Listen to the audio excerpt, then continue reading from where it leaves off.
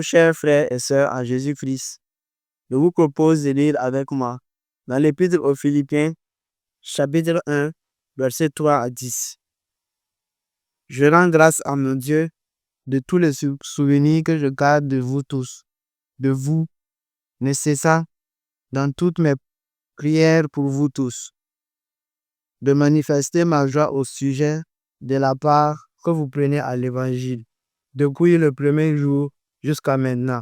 Je suis persuadé que celui qui a commencé en vous cette bonne œuvre la rendra parfaite pour le jour de Jésus-Christ.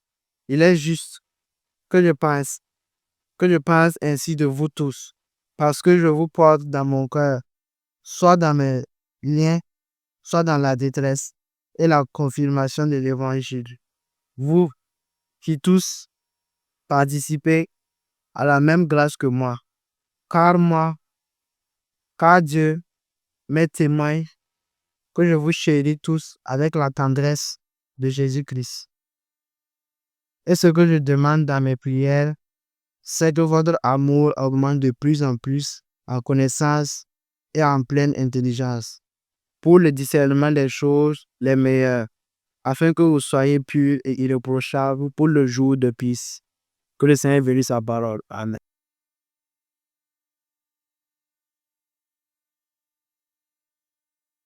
Bonjour, frères et sœurs en Jésus-Christ, chers internautes, chers amis, que le Seigneur vous bénisse et que le Seigneur vous garde.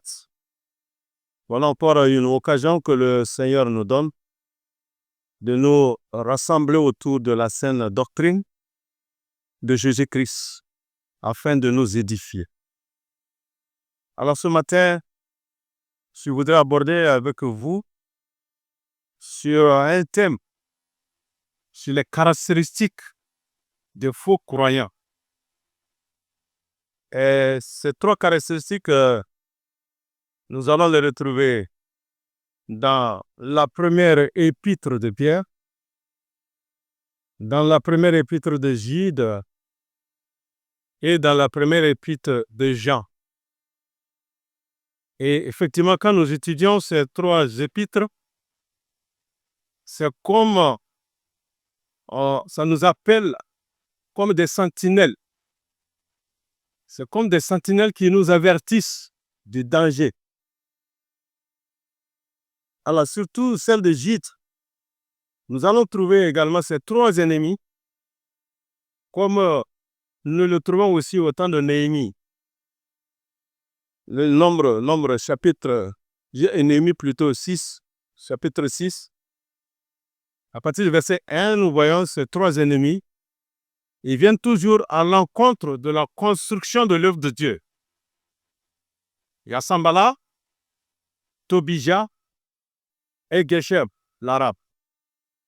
Ils ont été toujours contre Néhémie par rapport à la construction du temple de Dieu, la construction de la muraille. Et ça nous donne de comprendre effectivement ces trois-là. Ils sont répétés dans l'épître de Jude, où nous les trouvons là-bas. Jude, c'est un seul chapitre. Ouvrez avec moi dans Jude, chapitre, c'est un seul chapitre, verset 11. Car ils ont marché dans le chemin de Caïn, et se sont abandonnés à l'erreur de Balaam pour une récompense et ont péri dans la contradiction de Corée. Donc, nous voyons également ici trois personnes qui sont des caractéristiques de l'ennemi, qui vont à l'encontre même de la doctrine de Jésus-Christ, la personne de Jésus-Christ. Jésus est le chemin, la vérité et la vie. Alors nous voyons Caïn, c'est vraiment son chemin, c'est le mauvais chemin. Nous voyons Balaam, c'est l'erreur.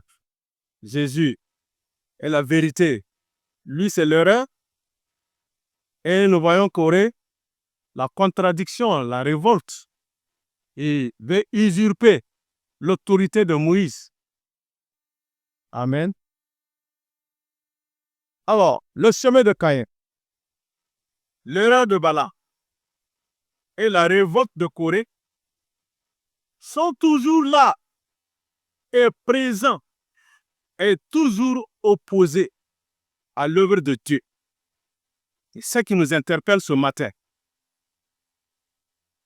Ça va à l'encontre directe de la personne de Jésus-Christ, comme je le disais tantôt. Amen. Alors, parce que Dieu désire le bonheur des hommes. Il désire vraiment notre bonheur, comme il le dit dans Deutéronome. Lisez avec moi dans Deutéronome 30. Deutéronome 30. À partir du verset 15. Deutéronome 30, verset 15. Regarde, j'ai mis aujourd'hui devant toi la vie et le bonheur et la mort et le malheur. Et le verset 19, il est dit là-bas, j'appelle aujourd'hui à témoin contre vous, les cieux et la terre, j'ai mis devant toi la vie et la mort, la bénédiction et la malédiction. Choisis la vie afin que tu vives, toi et ta semence, en aimant l'Éternel ton Dieu, en écoutant sa voix et en t'attachant à lui. Ah, c'est Dieu qui demande cela aux gens. Effectivement, Jésus, en commençant son ministère, nous le voyons effectivement déclarer toujours bienheureux les humbles, bienheureux ceux qui ont le cœur pur, bienheureux ceux qui sont doux, bienheureux les artisans de la paix. Nous trouvons cela dans Matthieu 5. Regardons Matthieu 5, on va les parcourir rapidement. Matthieu 5. Regardons à partir du verset 3, Matthieu 5. Verset 3, il dit, Matthieu 5. Voilà, je suis là. Matthieu 5. Déjà, à partir du verset 3, il dit, bienheureux les pauvres en esprit. Ce que le Seigneur dit, pauvres en esprit. Car c'est à eux qu'est le royaume des cieux. Verset 4. Bienheureux ceux qui mènent deuil, car c'est eux qui seront consolés. Bienheureux les débonnaires, car c'est eux qui hériteront la terre. Bienheureux ceux qui ont faim et soif de la justice. Verset 7. Bienheureux les miséricordieux, car c'est eux que la miséricorde sera faite. C'est à eux que la miséricorde sera faite. Bienheureux ceux qui sont purs de cœur, car c'est eux qui verront Dieu. Et bienheureux ceux qui procurent la paix, car c'est eux qui seront appelés fils de Dieu. Et le verset 10, bienheureux ceux qui sont persécutés à cause de la justice, car c'est à eux qu'est le royaume des cieux. Amen. Alors, ce que le Seigneur également dit, mais c'est ce que Gide nous avertit de cette triste réalité. Les faux chrétiens qui portent des caractéristiques opposées aux vrais fils de Dieu, aux vrais enfants de Dieu. Parce qu'ils ont une religion d'apparence sans la vie de l'esprit. Et Jésus les a traités d'hypocrites. Et il a prononcé des malédictions contre ces gens-là. Et nous retrouvons ça dans toujours Matthieu 23. Tournez avec moi Matthieu chapitre 23. Regardons à partir du verset 13. Mais malheur à vous, scribes et pharisiens hypocrites. Vous voyez? Ils sont hypocrites, ils sont orgueilleux. Verset 15. Malheur à vous, scribes et pharisiens hypocrites, car vous parcourez la mer et la terre pour faire un prosélyte. Et quand il est devenu, vous le rendez fils de la GL, 2 fois plus que vous. Verset 16. Malheur à vous, guide des aveugles, et qui dites, quiconque aura juré par le temple, ce n'est rien, mais quiconque aura juré par l'ordre du temple est obligé. Verset 23. Malheur à vous, scribes et pharisiens hypocrites, car vous payez la dîme de la manque et de l'ânette et du cumier, et vous laissez les choses plus importantes de la loi, le jugement et la miséricorde et la fidélité. Encore au verset 25. Malheur à vous, scribes et pharisiens hypocrites, car vous nettoyez le dehors de la coupe et du plat, mais au-dedans, ils sont pleins de rapines et d'intempérance. Verset 27. Malheur à vous, scribes et pharisiens hypocrites, car vous ressemblez à des sépulcres blanchis qui paraissent beaux au dehors, mais qui au-dedans sont pleins d'ossements de mort et de toutes sortes d'impuretés. Verset 29. Malheur à vous, scribes et pharisiens hypocrites, car vous bâtissez des tombeaux des prophètes et vous ornez les sépulcres des justes, et vous dites, si nous avions été dans les jours de nos pères, nous n'aurions pas pris part avec eux au sang des prophètes. Vous voyez, l'hypocrisie des gens. Et ainsi de suite. Le Seigneur nous interpelle sur toutes ces choses-là. Malheur, malheur, malheur. L'hypocrisie, l'orgueil. Ça nous rappelle vraiment ces caractères.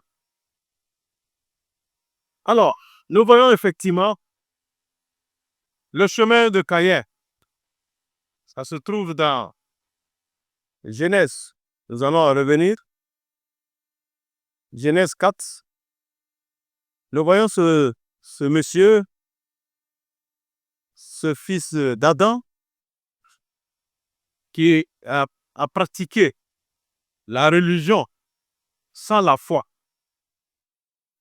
Sans la foi. Caïn n'était pas un athée. Il offrait quand même quelque chose à Dieu. Mais son offrande était le fruit de son travail, de la terre qui est déjà maudite, et non le sacrifice sanglant demandé par Dieu. Dieu demande toujours le sacrifice sanglant. Contrairement à Abel, qui a offert un agneau des premiers-nés par la foi, nous le dit Hébreux 11, verset 4. Caïn, lui, il a choisi ses propres moyens. Ça illustre la fausse religion, une apparence de piété, des rites, des œuvres, mais sans la foi ni la soumission à Dieu. Vous voyez le caractère de Caïn. Ce sont ces formes de religion comme ça. Et nous avons vu finalement sa jalousie et son orgueil l'ont conduit au meurtre de son frère. Il a tué Abel. Jalousie et orgueil.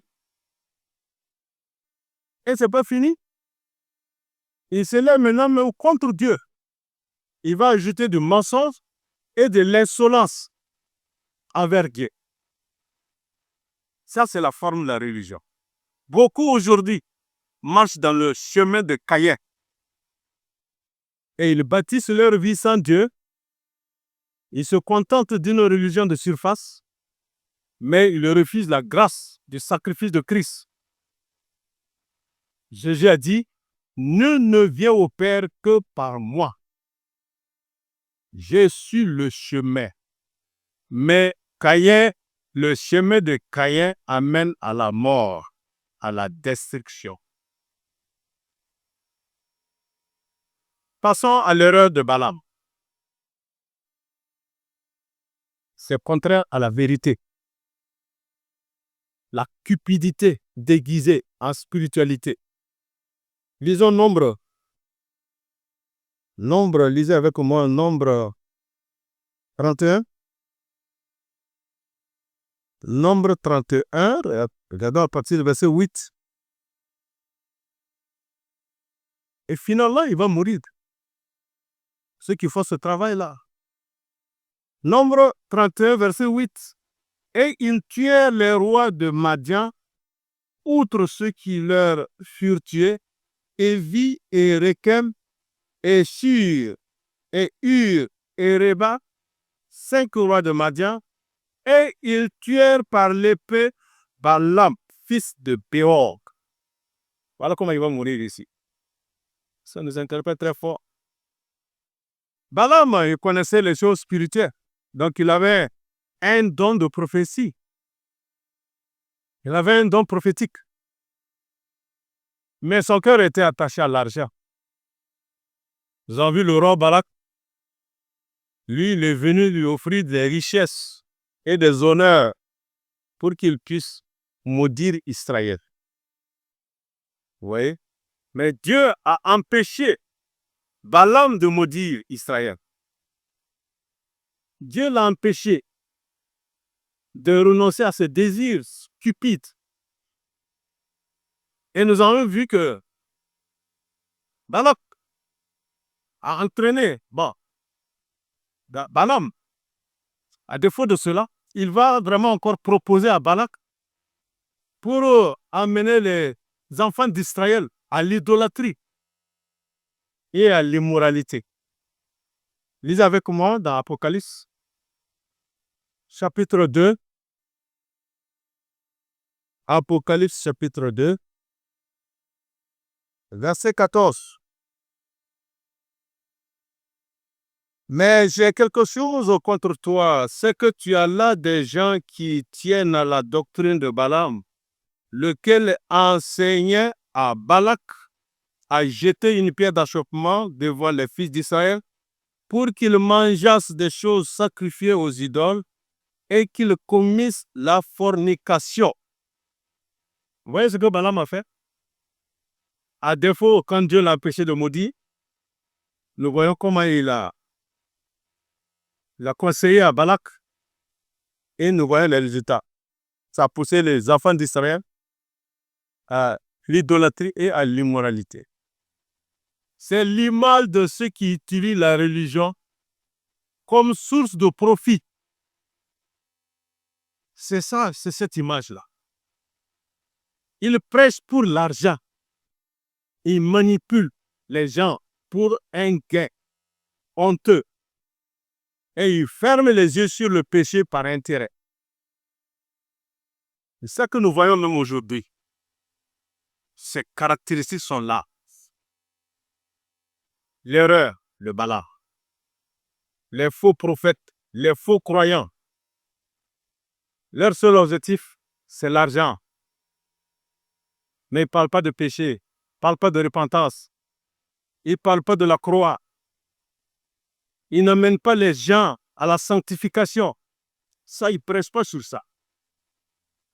Mais Jésus dit, vous ne pouvez servir Dieu et Mammon. Matthieu 6, verset 24.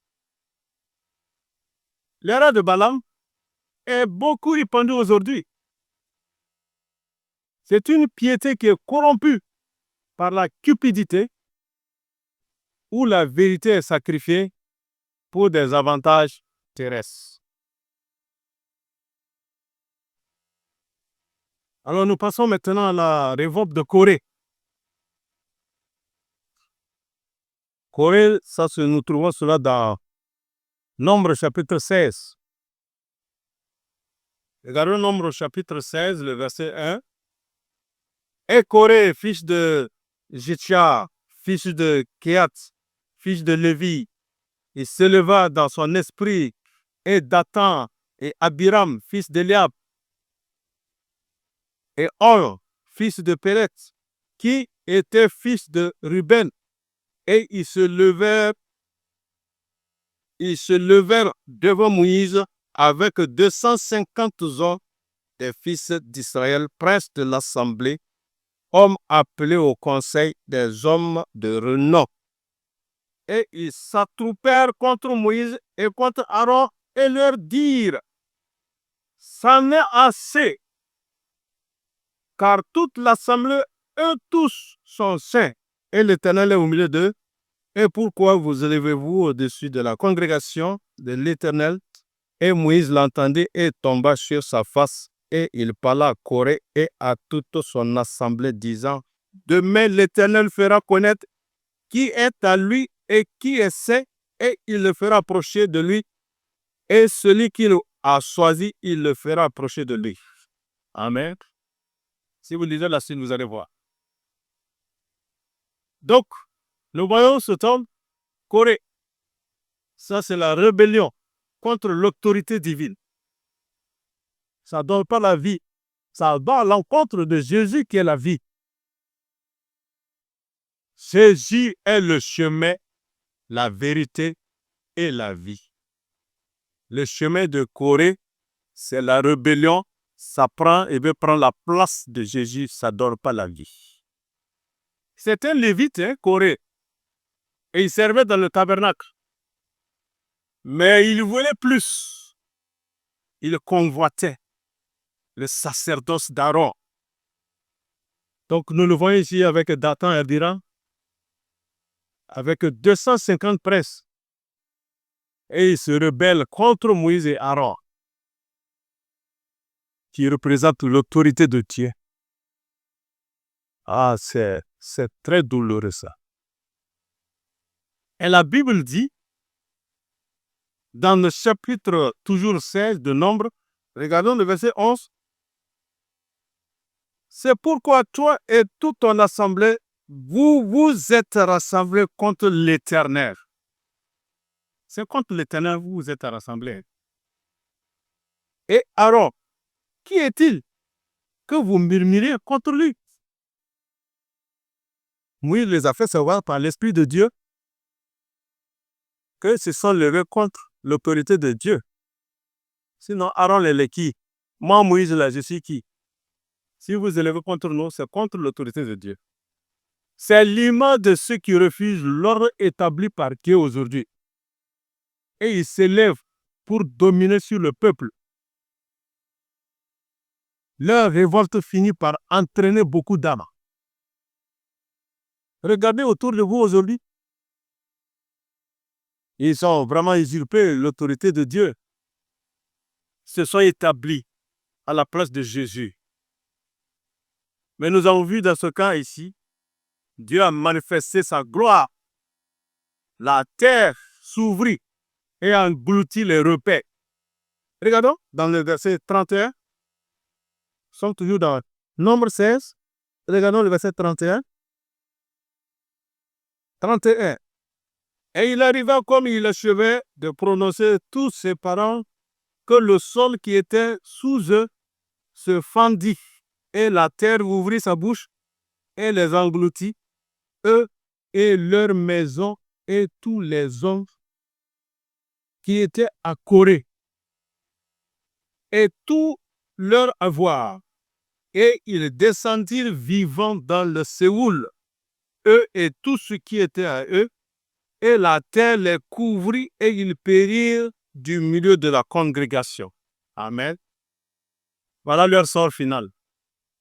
La terre s'est ouverte, la terre a ouvert sa bouche et les a avalés. Ils sont descendus vivants dans le séjour des morts. Aujourd'hui encore, des hommes s'arrogent la place de Christ. Jésus est le seul chef de l'Église. Nous le dit Colossiens. Regardons Colossiens 1. Ouvrez avec moi Colossiens 1.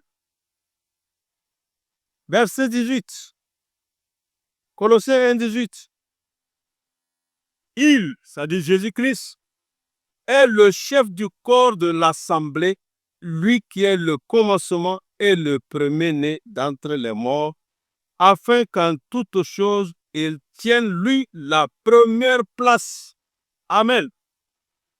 C'est Jésus qui tient la première place. C'est lui qui est le chef de l'Église. Mais les gens s'arrogent cette place-là.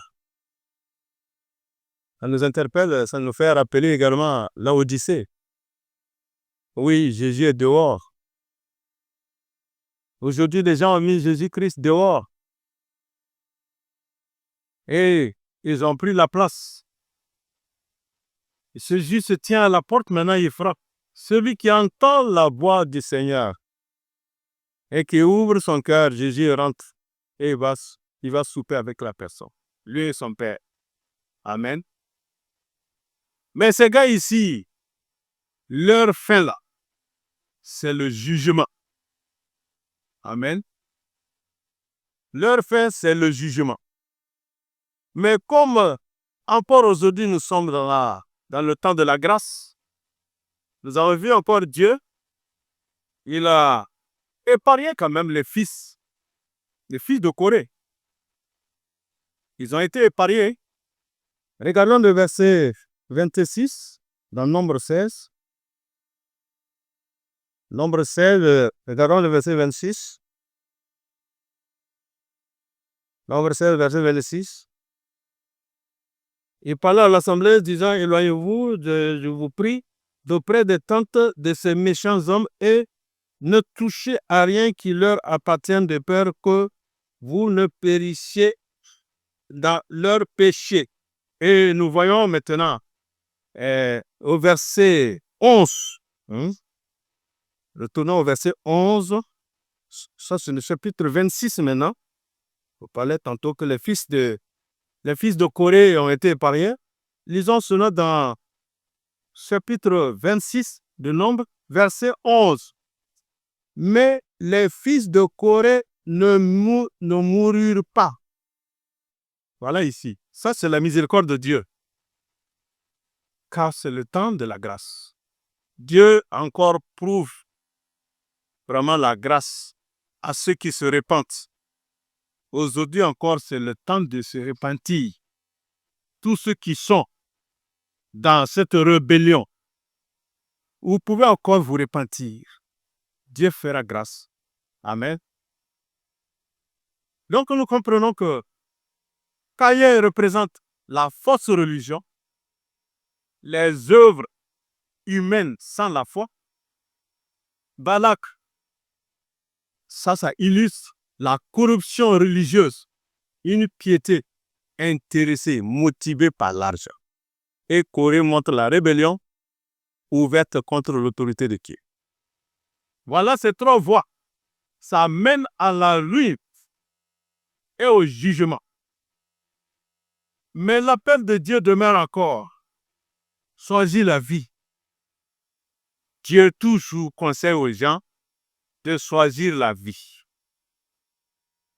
Le vrai chrétien, au contraire, vit par la foi dans le sacrifice de Jésus. Il marche dans l'intégrité et il se soumet à l'autorité de Christ. Ça, c'est le vrai fils de Dieu. Frères et sœurs, gardons-nous du chemin de Caïn, gardons-nous de l'erreur de Balaam et gardons-nous de la révolte de Corée. Fixons les regards sur Jésus, l'agneau de Dieu, notre seul sauveur et Seigneur. Amen. Et quand nous retournons encore à notre passage de Gide, retournons à Gide, nous voyons que vers la fin, quand nous regardons à la fin, au verset 20, il y a 4 recommandations quand même, que nous appelons les ancres de la foi, pour que nous puissions être de ceux qui se confient véritablement dans le Seigneur. Regardons à partir du verset 20, Gide 20. Mais vous, bien-aimés, vous édifiez vous-même sur votre très sainte foi. Première recommandation. Priant par le Saint-Esprit et conservez-vous dans l'amour de Dieu et attendant la miséricorde de notre Seigneur Jésus-Christ pour la vie éternelle et pour la vie éternelle. Donc, nous voyons ces recommandations qui sont comme des ancres vraiment de la foi chrétienne. s'édifier sur votre très sainte foi. C'est ça, la parole de Dieu. C'est une grâce qui nous accorde aujourd'hui de pouvoir nous fortifier dans la parole et de bâtir sur un fondement. Le fondement des apôtres, la doctrine de Jésus-Christ. C'est ça le but. Amen. C'est ça qui nous interpelle. Au-delà de tous ces voies qui sont vraiment pour le jugement et la condamnation, le Seigneur nous interpelle. Voici les ancres. Il faut vraiment s'édifier. Chacun n'a qu'à s'édifier sur la sainte foi, très sainte foi. Et il faut prier par l'Esprit de Dieu et conservez-vous dans l'amour de Dieu. Et maintenant, attendre la miséricorde de notre Seigneur Jésus-Christ pour la vie éternelle. Amen. Mais quand nous regardons effectivement dans d'autres passages de Timothée, nous voyons des cas encore très négatifs. Démas. Oui, Démas. Regardons 2 Timothée. 2 Timothée, chapitre 4. Il a quitté la vérité et il a choisi le monde. 2 Timothée 4. Regardons le verset 9.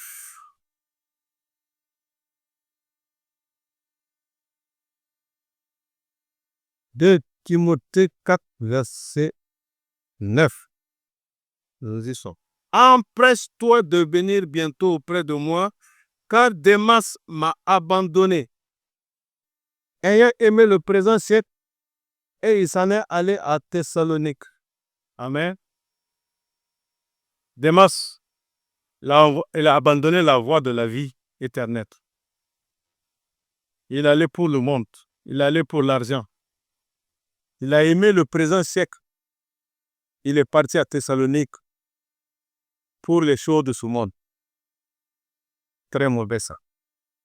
Pourtant que la Bible nous dit dans Romains 12, le verset 1, « Je vous exhorte donc, frères, par la compassion de Dieu, à présenter vos corps en sacrifice vivant, saint, agréable à Dieu, ce qui est votre service intelligent, et ne vous conformez pas à ce siècle présent, mais soyez transformés par le renouvellement de votre entendement pour que vous discerniez quelle est la volonté de Dieu, bonne et agréable et parfaite. » Amen.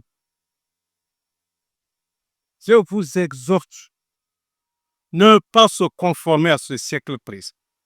Parce que la Bible nous interpelle. Un autre cas négatif, c'est Géasi. Nous connaissons également son récit. Quelqu'un qui aurait dû vraiment bien réussir avec le prophète Élisée. Il allait vraiment avoir un très bon ministère. Mais nous avons vu qu'il a eu le regard sur l'argent. Il a eu un regard sur l'argent. Que le Seigneur nous en garde. Que le Seigneur nous en garde. Nous voyons aussi au niveau de Naaman, la petite Israélite qui était là-bas. Comment elle a fait son travail. Au lieu de se décourager parce qu'elle est partie, on l'a menée captive là-bas, nous la voyons conduire son patron au prophète Élisée, une petite fille captive, une juive, une Israélite captive, des Syriens. Au lieu de te décourager, voilà, elle va continuer à être un canal, un instrument dans les mains du Seigneur. C'est elle qui a conseillé à Naaman d'aller voir le prophète Élisée en Israël et il va être guéri de sa lèpre. Puissions-nous aussi être des instruments, être des canaux pour diriger les gens vers Jésus-Christ. Les gens ont la lèpre du péché. Ils ont la lèpre du péché et il n'y a pas d'autre solution si ce n'est pas auprès de Jésus. Jésus est descendu sur cette terre. Il a pris nos péchés, nos iniquités, nos langueurs. Il les a amenés à la croix. Il a versé son sang là-bas. Il est mort à cette croix. Et sur cette même croix, il a mis à nu les autorités, les dominations, les principautés, et il les a dépouillés. Il est descendu dans la tombe et il est ressuscité pour notre justification. C'est à lui seul qu'il faut regarder. Alors donc ce matin, je récapitule que Jésus-Christ, le chemin, la vérité, la vie. Caïn, son chemin, ça va à la perdition. Balaam, c'est l'erreur. Ce n'est pas la vérité. Tous ces faux prophètes aujourd'hui